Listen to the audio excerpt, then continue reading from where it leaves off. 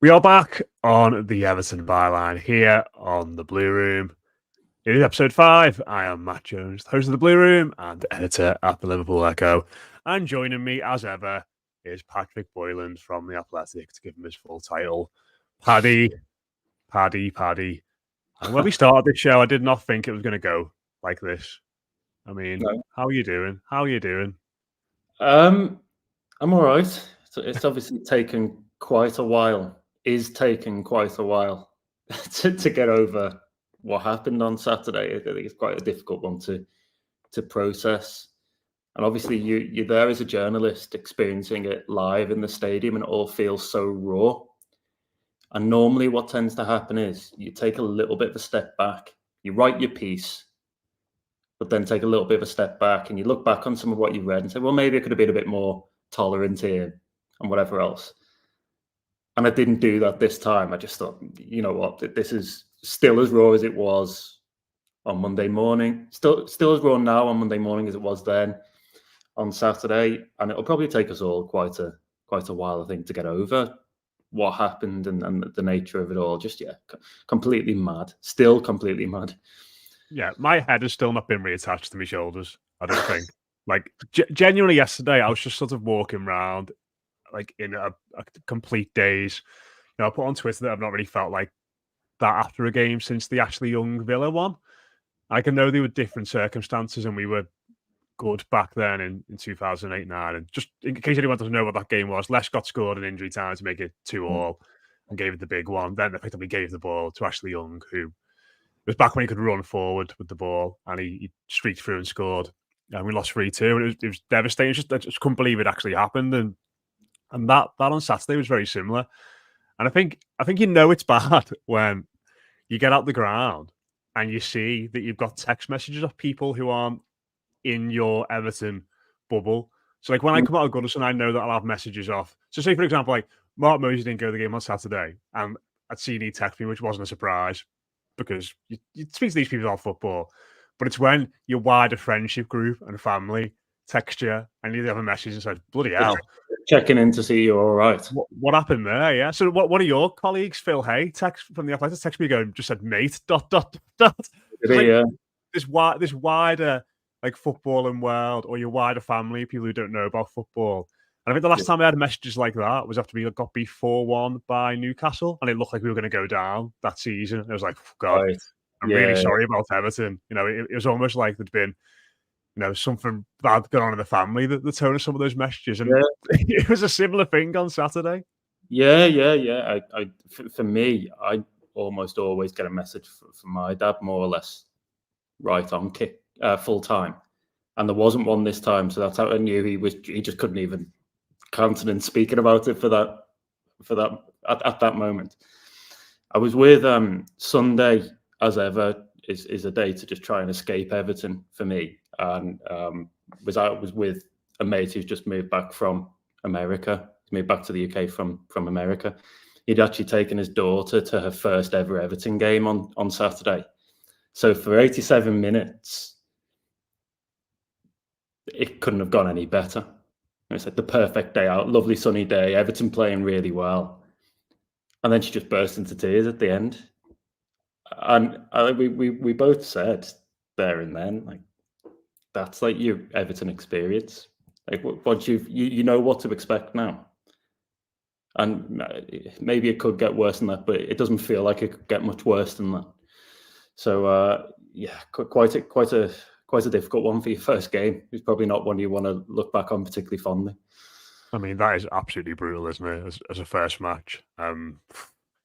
Yeah, I don't know how you come back from that. Certainly, when you see what's going on elsewhere in the city with the football team over there and how well they're doing. But yeah, God bless the young Evertonians growing up at the moment.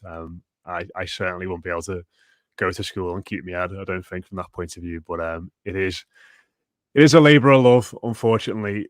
Let's get into our topics this week. We're going to talk about the collapse in the game, why it happened. We're going to talk about the manager, and then we're going to rewind a little bit to deadline day on Friday, and what was a bit of a chaotic end to it. But let's start with the game itself, and I suppose mainly those 9-8 minutes, whatever it was, the turned what was potentially an excellent afternoon for Everton into one of the worst in recent memory, really. I don't know what your feelings were in the ground, Paddy, but like I didn't really feel any danger at 2-0. No. It felt so easy. Everton felt so dominant. It actually got to the point where, speak to me dad in the ground. I was talking about Bournemouth and saying how bad they were, and I thought that they haven't really come on much since last year. But there was no pressure. There was no sense of Everton being in any danger. They weren't having shots. They weren't getting crosses into the box. And sometimes Everton have lost games or late on, or they've surrendered a draw late on. You thought, it's a case of trying to bend, but eventually breaking. And this wasn't even a case of Everton bending. They just broke. They just suddenly broke.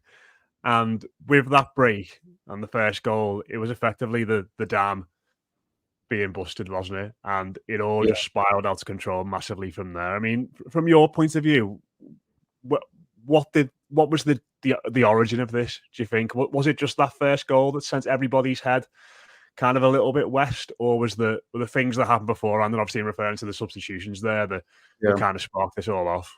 Yeah, I mean, hindsight is a wonderful thing, but I look back over my tweets in the build-up to that first Bournemouth goal, and it was clear that they were starting to grow. They were starting to build more pressure.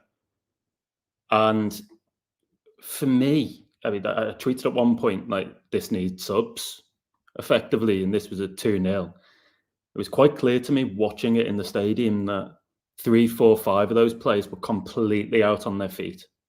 Just had completely run out of gas. Off the top of my head, Jack Harrison, Dwight McNeil, Tim Irabunum definitely was. And a few of the others. And obviously, Dyche, when things are going well, or when he perceives them to be going well, he doesn't like to make substitutions, doesn't like to tweak things too much, because he feels as though he has data to suggest that too many tweaks to a successful team, as he would put it, risks altering the balance and disturbing things. What happened though was Bournemouth on about 75 obviously brought on 3 players full of energy. And Dyche waited until I think the 83rd before making his first change of the game. By that point, Bournemouth had 5 new players on the pitch, by the way. And they just looked fitter, sharper, more athletic all of a sudden than Everton, and just started running right through them. Like, to me, it was almost as though there was no midfield there at times for Everton.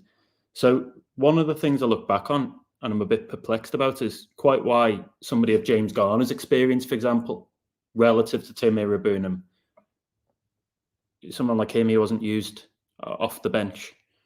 I think it was an awful lot to ask Seamus Coleman on his first full Premier League game back to go 96 minutes or whatever it was in the end. And obviously a couple of the goals came down his side, even if he wasn't kind of directly complicit in them. He just can't get out, can he, for the first and third goals? He just can't get out to the man quick enough to shut down the cross. No, I mean, one of the joyful tasks I had on Saturday evening as a journalist covering this was to go back over what exactly went wrong in those 9 minutes. And you can imagine it's probably the last thing on earth you want to do at that moment in time, but it's the job. It's the job. And I was able to pinpoint loads of individual mistakes, as ever is the case, loads of individual mistakes within all of those goals. But for goals 1 and 3, there was a lot of Tim Irabunum losing his man. And this is not a dig at him, by the way, because I think he was magnificent in the first half. I thought he was great for spells against Brighton on the opening day, and I thought he was great again against Doncaster in midweek. But maybe we've got to a point where we're giving the lad too much to do this early into his time. I mean, he's almost now, since he joined Everton, played as many games this season as he did in the entirety of last season for Aston Villa. Probably had more minutes by now at Premier League level. So he's still a novice. He's still probably working his way up to the speed of things, because it is a shock to the system when you go from even Championship level as he was with QPR to the Premier League. It is a shock to the system. It is faster. It is tougher. But he just looked out on his feet. Seamus Coleman, maybe another one. I asked Andoni Iraola after the game, the Bournemouth manager. I asked him a couple of questions in the press conference afterwards, and one of them was around what he changed, just to try and understand it. And then second of all, what each substitution was meant to do. And he was absolutely brilliant. Loads of great detail, as you would expect. And from what he told us, it was basically a case of he felt like they needed fresh legs up top, fresh movement up top to disturb the Everton backline in a way they hadn't done. He felt like they needed greater penetration from deep. So he put on Ouattara, who actually is probably normally a winger at left back, and just said bomb on. And then he created the overloads down Everton's right. Again, maybe advertently or not, targeting Coleman and Harrison. And to me, it seemed like they had a clear numerical advantage over there. It was 3-4 men, more or less every time. And then I suppose the stock goal was create the advantage there and then play the ball to where Mykolenko should have been at the back post on a couple of these goals. And it was a collapse of epic proportions. It was a complete capitulation, really. And I know we all look for individuals to blame and scapegoats. I think you can just go right through here. And while the manager has to take an awful lot of responsibility, he is the one, as he said afterwards, he is the one that takes responsibility for these performances. I think you can ask an awful lot of questions of others as well on that pitch and what they were doing in certain moments. And in the press conference after the game, Dyche talks about 1-2s and overlapping runs on the edge of Bournemouth's box in injury time at 2 on Everton. Why are they playing like that? That's the time to shut up shop and everything else. I think that's collective amnesia, and some of it may be Dyche's fault, but I don't think all of it is. I think that's a great way of putting it. And I've thought about this for a lot, probably more than I should have done since walking out that ground on Saturday. And I just think it is a collective head loss as soon as that first goal goes in. And I was so struck in the ground, thinking back to how animated Dyche was on the sidelines. He was screaming at the players. I couldn't believe it. And as much as it's clear he's trying to get a point across, when your left back streaming forward trying to get in the box when you've just conceded a goal to go back to 2-1, when the midfield's disappearing, when the lads are knackered, that's a time to keep your head and keep composed.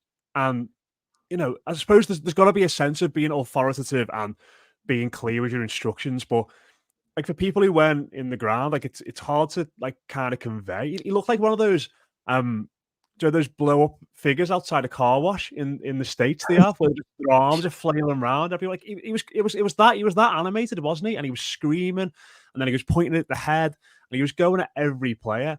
And I just thought at that point in the game when everybody on the pitch was clearly knackered and wild, and it got chaotic, and he brought better one who just added to, I'm not blaming him by any means, but he's added to the madness. I think you just need calm heads. And I think that's where when he talks about being able to smell it and sense it, I'm not entirely sure I buy that, to be honest. It felt like he himself kind of got wrapped up in the emotion of it all as well, and lost his head a little bit, because the actions of him wasn't a man who's in control, who's thinking, I can sense a problem here and I need to solve it. It was someone who went into panic mode himself. And I think the players sort of not necessarily fed off that. I don't think they lost the plot because the manager did. But like you said, it was a collective thing. And I think one fed the other, fed the other, fed the other. It was interesting. I mean, he spoke about smelling the fear in the stadium at 2-1. And that definitely came through to me. And I'm not purely referring to fans here, by the way. I'm talking about the players out on the pitch. The whole energy inside Goodison seemed to change in that moment. And as ever, journalists pick up on this stuff. And then even Iraola afterwards was asked, did you think that 2-1 goal and the way everyone responded to it, do you think that changed something for your team? And He wanted to talk about how great Goodison was. You could tell he wanted to make it more about the football. But did concede there was probably a bit of an edginess there, as Dyche obviously did. It was just, some of the stuff I couldn't really understand. I couldn't really understand what I was watching and seeing, really couldn't make sense of it. And I do think this was, above anything else, about substitutions. Lack of substitutions on Everton's side, maybe the wrong substitutions at certain moments, wrong personnel, mixed in with Iraola using his resources very, very well to get something back. And look, football is not always a meritocracy. Everton were the better team for 87 minutes. I'm probably the better team by quite some margin. But if you have 9 minutes as bad as that, you deserve to lose any game. And that's why, I wrote in my match piece, Iraola to us and to other media organisations was talking about how he told Dyche after the game that Everton were the better side and deserved to win. And I wrote that I just didn't, he's entitled to his opinion, but I just didn't buy it. Because like I say, you have a head loss like that, a collective head loss over 9 minutes, and you deserve absolutely everything you get. It could have been 6-2, genuinely at the end. The chances they had to score, I think you're right. I think as much as you can say, Everton were the best team for 85, 86 minutes of that football match. The last 10 is so bad, they deserve to lose. I think ultimately that's it's like being in a boxing bout and winning on points all the way through, and then just leaving your guard down for the last minute and saying, "Come on, knock me out," and get knocked out and you lose. That's ultimately what happened. Move on to the second point, and I think it's interesting. The manager now and where this leaves him. I think it was last podcast we did, or maybe the one before, we speaking about how he reacted to Spurs and how he reacted after Brighton. And I think I sort of said to you that I'm a little bit concerned that he's gone into self-preservation mode quite early here. I think last season he did a good job of keeping everybody together amid adversity, obviously with the stuff off the pitch and the points deductions and the small squad. And I think he helped engendered a real positive mentality and keeping everybody together. I feel like he's gone away from that a little bit this season. He may have taken a dig at the fans after Brighton. I think we spoke after that game, said we didn't really know what it was, or maybe it was a tiny, tiny little dig without being anything meaningful. At the weekend, I think it felt like a bit more of a pointed dig at the players, given what he said. I know what you said there about, he said he took responsibility. He said the buck stops with the manager. But the way he said it was almost like, "I'm sorry you're offended," kind of thing, or "I'm sorry that you think that." If you get what I mean. Again, I didn't completely buy it, and I think he's already gone into this mode of taking a step back from it, and is a bit more, well, look at this. This isn't my fault. This isn't my fault.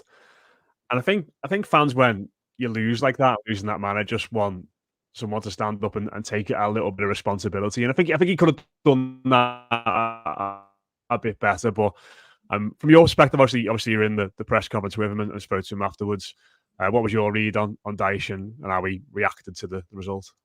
Yeah, I think what he tapped into last season really successfully was the sense of injustice, like an us against them attitude, a rearguard mentality.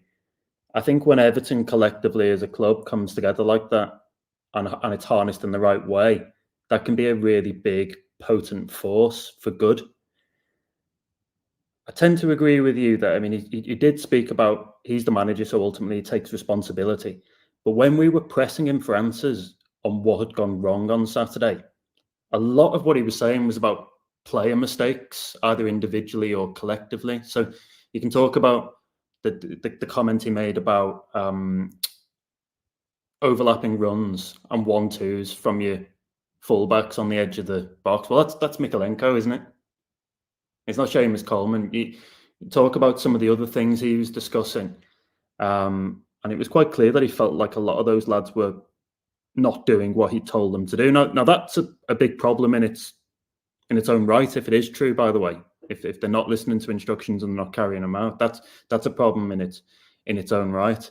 That's pretty standard Dyche, I think, from what we've seen of him, while he may sometimes accept some responsibility, if you press him on certain things, it's normally the fault of others. He wouldn't, for example, and didn't in this case, talk about the substitutions or what he would have done differently. A lot of it was on what the players. Was he asked about that? Sorry, Paddy. Yeah. So to give people a bit of background, and I can't remember everything that happened in that press conference. It's quite a whirlwind, actually, the whole day itself. My first question to him, which probably came about halfway through that press conference, was effectively, why is what was the fourth best defence last season in the league now the weakest after 3 games, and why have they conceded 10 goals? And there he pointed to individual errors against Brighton and Tottenham and a collective head loss from those on the pitch against Bournemouth on Saturday. I then asked him why, because I was quite interested in that theme of the lack of stability and the fragility at the back. Then I asked him why a side that has, I think I listed Jordan Pickford, James Tarkowski, Idrissa Gueye, and somebody else, can't remember who else it was, Seamus Coleman. Why a side with that level of experience, if he thought it was a head loss, why a side with that level of experience is quite so fragile mentally? And then I asked him how you change the mentality side and how you change things and improve things. And there he just said, we have to remind them that we had 13 or 14 clean sheets last season and they're better than this. So I don't think we take a huge amount away from some of those answers, but I think they are legitimate questions. And look at the experience in that defence and anchor in the midfield. And yeah, Tim Rabunam is on the younger side, and there are a few others there that are kind of relatively new in Premier League football. But you're only really missing Jared Branthwaite, and only really missing Garner or Onana from the spine of the team. So there's no reason they should be that fragile and conceding that many goals. I don't even really buy into the argument, by the way, about, as I've seen from some, about like Michael Keane's continued presence in the starting lineup. I know the stats aren't necessarily in his favour when he partners James Tarkowski, but I actually thought he was all right on Saturday. Maybe a question mark over the third goal and who's meant to be picking up Sinistera. But there wasn't much where I looked at him and thought he's a weak link here. I actually thought the problems were around the sides and maybe higher up the pitch in midfield. But going back to the subs, one of the big issues for me was not only that they were knackered, but they also had no way of alleviating any pressure in those final stages. They lost Calvert-Lewin's focal point, the ability to hold up the ball. I thought he was really good, by the way, in the main all-round game. Great finish for the goal, great run for the goal. But also I thought his link play was very good on Saturday. He didn't miss that hugely when he went off and Beto came on and him and Decore were going for the same ball all the time, which was frustrating in its own right. But then they also missed Iliman Ndiaye's ability to transition up the field and win free kicks. There was a moment in the second half where almost single-handedly he ran from the edge of his box and Ndiaye to the left corner. There's 2 or 3 men around him and he still wins the foul, and Everton get a free kick out of it in quite a good crossing position.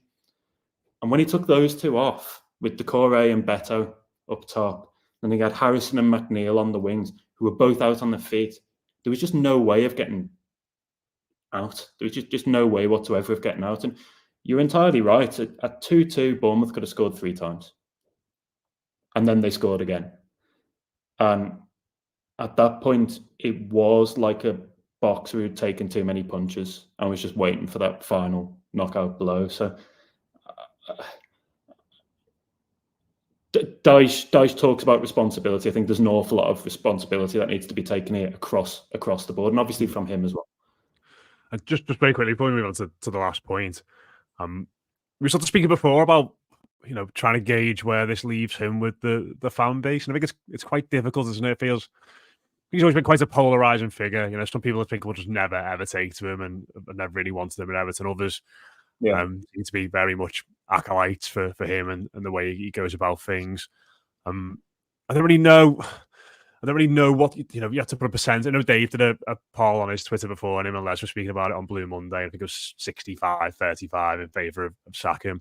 Oh, really?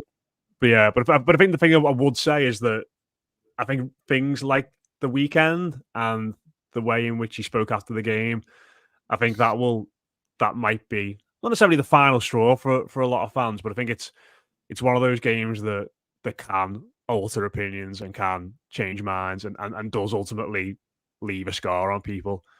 Yeah. But, sorry, go on. Yeah, the big emotional moments, and I think they leave kind of lasting memories, don't they? So when you're thinking about Sean Dyche as a manager, you immediately go to Saturday, and probably the inability to change the direction of a game that was initially slowly moving against Everton, and then completely went against Everton late on in the most dramatic way. Interesting where we sit in the main stand press box. At 2-2 and 3-2, you had people starting to leave, and there were a lot of effing and blinding, particularly aimed at Dyche as the manager. And those people are probably not representative of the whole fan base. I'm probably wrong to take them as representatives of the whole fan base. And equally, the ones for whom Dyche can do absolutely no wrong. There's probably a middle ground here, and I'm still trying to judge where that middle ground is with the fan base right now, even after those poll results, which I'm slightly surprised about. I think the big thing for Dyche is that his football will be accepted but never loved. And I think if you're losing games, and you're also losing games in a way where you don't see any of the upsides really, the typical upsides you'd associate with the Sean Dyche team, the defensive solidity, the set piece prowess, all that kind of stuff. If you don't see that enough, then I think it's quite quickly for fans to want something different. Like, there's very few people are going to love Sean Dyche within the Everton fan base, even in the way that people took to, for argument's sake, Frank Lampard, who I think was an inferior manager in the whole, or even Marco Silva or people like that, Roberto Martinez. These people got more time because it looked like they were trying to do something that was slightly more progressive, I think. And you don't have much of that here, which is why things are maybe feel a little bit worse right now. The big question for Everton, I guess, is, and I think I know the answer to this, by the way, without having made the checks, but I think the big question for Everton is whether they've seen anything in the first 3 games that has altered their opinion on him as a manager and his ability to meet the bottom lines for them this season. Now, the bottom line, obviously, is don't get relegated and ideally push up the table and look like you're progressing. Do they feel as though the 10 goals conceded in 3 games is something that can be improved? Do they feel as though actually that when you get a few players back and a few players start to grow a little bit, some of the new signings, then things will look better? And is there enough credit in the bank from last season, which I assume they think there is, for him? Sorry, Paddy, when you're saying they there, do you just mean Farhad Moshiri? Because it feels like this wouldn't be like a consultative process at the moment. And like I wouldn't even know Moshiri knows what the score was at the weekend, to be honest, like, or know what's happened. Like, I don't even know if he watches Everton games anymore. Well, I believe he does, for starters. I think they refers to a relatively small group of individuals at Everton right now, because what we have to remember is this is an interim board that was put in place for MSP Sports Capital's proposed investment, a season or more ago. And in that time, they've gone through 2 failed takeovers with 777 and then the Friedkin Group, and now we're on to another with John Textor, which is obviously ongoing. I think you're looking at Moshiri to an extent. I think you're looking at Colin Chong, the interim CEO of the club, the long-serving now interim CEO of the club. And I think particularly you're looking at Kevin Thelwell as well, the director of football. So question 1, do those people have faith in him? And I imagine, without checking, that the answer is probably yes. And then question 2 is, even if they didn't have faith in him, is there the resource there financially to change things? Now, without going into too much detail on stuff that I've written for the Athletic site on Tuesday morning, there were deals there for players like Calvin Phillips, where Everton probably required a sum of about 6 million in total. And it wasn't thought that they had the finance for it. Now, when you work out what Sean Dyche is likely to be on and what he'd be due, he's got about 8-9 months left of his contract in theory. You're going to have to pay him and his staff off, and then you're going to have to bring somebody in. If you bring somebody in who's currently employed, then you're going to have to discuss a severance package and a wage with his club and then with him, and so on. Obviously, you can look for people out of work as well, and already, obviously, you're seeing some shouts for people like David Moyes. But it is a costly venture, and I do question whether the money's there. I think the only thing that changes the dial here is whether Moshiri and/or a would-be new owner looks at this and thinks, our takeover transactions on the rocks here because Everton are worth far less as a championship club. And if we've got any fear that Everton are going to get relegated, then we need to pull the plug right now. Again, though, you're 3 games in out of 38 and you're wondering, is that too early for them to be making those decisions? So there's a lot of questions in there, Matt. There's an awful lot of questions in there. To go back to the previous point, I think there was stuff that Dyche could have managed much better on Saturday. But I think we would be letting the players away with quite a lot if we didn't speak about some of their poor execution and some of their poor decision making. So again, we go back to this issue of culpability, and I think there's a lot of people that needs to, after the first 2 games, and let's be honest, I'll go right the way through. Jordan Pickford made a really big error at 1-0 against Tottenham that he shouldn't have been making. Idrissa Gueye gave the ball away in front of his own defence, not playing in a particularly Dychean way, playing a sideways pass in front of his defence against Brighton at 1-0 when Everton were the better team. All this stuff from senior pros who've not been good enough, mistakes from full-backs, mistakes from central midfielders. All this stuff reinforces my sense, as I've been saying on a few of these podcasts now, that Everton were undercooked for this season. I still think Mikolenko, for example, doesn't look fully. And he's been well up it, hasn't he? This is just my take on it, but he doesn't look match fit to me. Yeah. And then that's probably because he gets injured towards the end of the season, misses the end of the season, rushes to get ready for the Euros, breaks down again in the Euros, and then only just returns for the final pre-season games. Some of those lads, James Tarkowski, didn't have much of a pre-season. And I think that catches up with you when you're in a league as unforgiving as the Premier League. Yeah. Oh, absolutely. I mean, there must have been some rewrite that on Saturday for yourself and the other journalists in that press box. I mean, there must have been so many lovely words and lovely anecdotes that got thrown straight in the bin. Never see the light of day. I'd love to see that. The old I know Joe Thomas, obviously my colleague, got to do his entire thing again. It's a nightmare. It's an absolute nightmare for journalists because you've got, even the way Bournemouth scored late on, even when they go 2-1 up, you're thinking, right, the worst is that this is going to be is a draw. That's what I was thinking. I thought it was going to end up 2-2.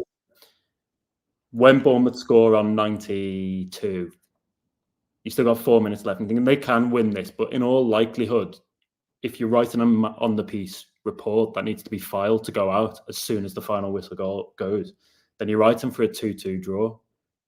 But the tone shifts in each one, doesn't it? There's a huge difference between 2-0 and 2-1.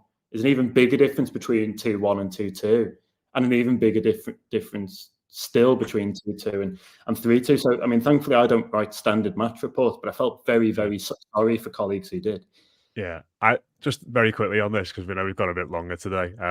I was supposed to be in the press box on Saturday, and due to a variety of work things and scheduling changes, in the end I wasn't. So it would have been my first proper experience in there writing about Everton. But Conor O'Neill, bless him, he did it, and he did the ratings and the analysis. And yeah, I mean, I was just glad I wasn't in there. I was glad I was in the Demi Castle afterwards having a pint and pulling it all over. We'll do it. We'll do this very quickly, Paddy. The last point. So we did a show on Friday morning, looking ahead to deadline day. I think we sort of expected it to be quiet with Mangala coming in. I finished my shift at 3:00, and I sent you a picture of myself in the garden with a nice Aperol Spritz. Yeah, we won't repeat my message there.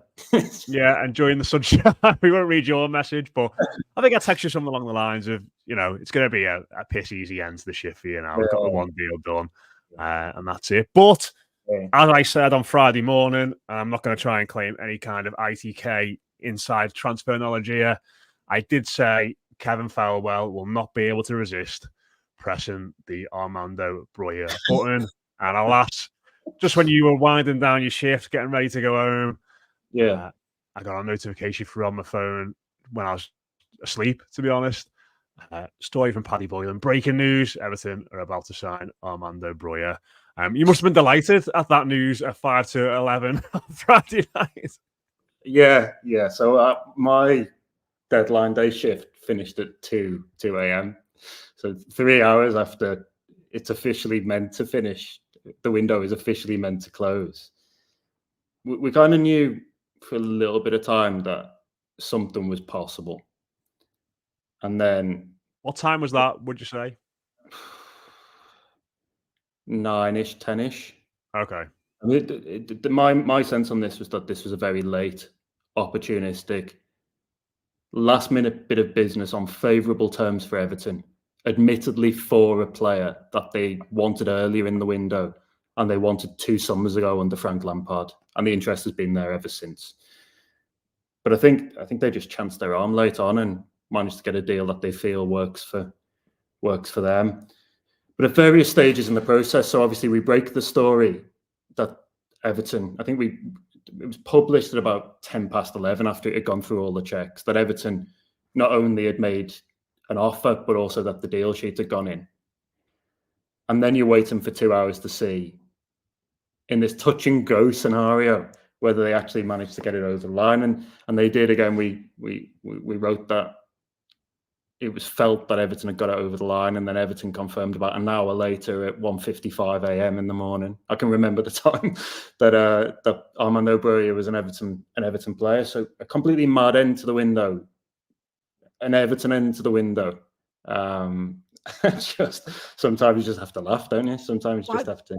Why did they shut the window at like 5 o'clock or 7 o'clock? Like a normal. Is there I suppose semi-seriously, is there a reason why it's so late? Like, it just feels so unnecessary to be 11 o'clock at night. And again, I'm sure people don't have sympathy for football journalists, but I mean that you had a rough couple of days there working till 2 a.m. on Saturday morning, and then I imagine very late after the game on Saturday night as well. That is a brutal few days. I said to somebody in the Goodison Media Lounge on Saturday when I got there, I said, I feel like I'm hungover after deadline day, but without having had the benefit of a good night out. I just worked solidly. So again, not much sympathy for journalists. And look, it was in the end, it was about a piece of Everton business. So in theory, good that they got something over the line. But absolutely mad. Obviously a player they'd liked for some time, and obviously a player they looked at earlier in the window. I think there's probably an alternative version of events here where Dominic Calvert-Lewin actually agrees to go to Newcastle before the June 30th deadline. Everton get Yankuba Minter, which would have been, in theory, a great signing. And then they would have moved for somebody like Armando Broja, potentially Broja himself. They'd probably be better off in that situation right now, wouldn't they? Although, let's see how he does compared to Calvert-Lewin, because first of all, he's got to get fit, and that's not likely to happen until around October, according to the current estimates. He's got a foot injury. Only then will Everton start to pay his wages. I don't think there's a loan fee as well, as far as I've been told. But he's going to have to displace somebody who, when he plays like he did on Saturday, looks like the ideal Sean Dyche striker. Doesn't always play like that, by the way. He certainly didn't at Tottenham, and he probably didn't against Brighton as well on the opening day. But the way he played on Saturday to me was like what Sean Dyche wants to a T from this Everton side and from particularly his centre forward. The question is going to be, can Broja stay fit, get himself fit, stay fit, and then can he do that kind of thing? Because in reality here, this is his audition, as I wrote on The Athletic this morning. This is his audition to be Calvert-Lewin's successor, if you will. There's a £30 million option to sign him, but you're only going to activate that in Everton's position, finance notwithstanding, if he does a really good job. Yeah. I think it's quite a good signing. I think, we'll see, won't we? But I think it gives them a bit of breathing room around Calvert-Lewin, certainly, anyway. And, having watched Beto on Saturday, I think having another striker would not be the worst thing in the world. But we'll wrap it up there, mate. Longest podcast we've done so far, but there was loads to go through today. Yeah. Really appreciate everybody for giving us feedback on this as well. Really appreciate all the nice words. Do hit subscribe, do hit like, do comment if you're watching us on YouTube, and do leave us a rating, do leave us a review. You listen on iTunes, Spotify, or anywhere else. It is the international break next week. We'll be doing a podcast, but we're open to ideas for things to discuss. So if you've got anything you want to know from Paddy or myself about football journalism, all that kind of thing, do let us know, and we'll explore maybe a few different topics next week as we enjoy our break from Everton. But yeah, that's been it from us, episode 5 of the Everton Byline. Hope that was some form of catharsis for a lot of people after a brutal weekend, certainly for Paddy anyway. But yeah, we'll be back again soon.